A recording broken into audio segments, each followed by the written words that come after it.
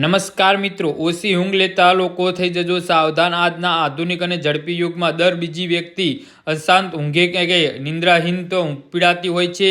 તો મોટાભાગના લોકો માને છે કે માત્ર પથારીમાં વધારે સમય વિતાવવાથી શરીરને આરામ મળે છે, પરંતુ તબીબોના મતે ઊંઘના કલાકો કરતાં ઊંઘની ગુણવત્તા વધુ મહત્વ ધરાવે છે।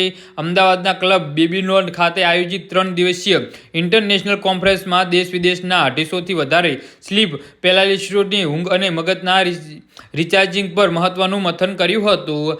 જે હા મિત્રો, અત્યારે હાલના સૌથી મોટા અને મહત્વના સમાચાર સામે આવી રહ્યા છે। તો મિત્રો, સમાચારમાં વધુ વિગતવાર વાત કરીએ તો ઊંઘના નિષ્ણાતોના જણાવ્યા અનુસાર લાંબા સમય સુધી જો વ્યક્તિ ઊંઘે નહીં તો તેના શરીર પર ઘણી વિપરીત અસર પડે છે। ઊંઘના અભાવથી type 2 diabetes, high blood pressure, obesity અને હાર્ટ એટેકનું પણ જોખમ વધી શકે છે, તેમજ વ્યક્તિના મગજની કાર્યક્ષમતા ઘટે છે।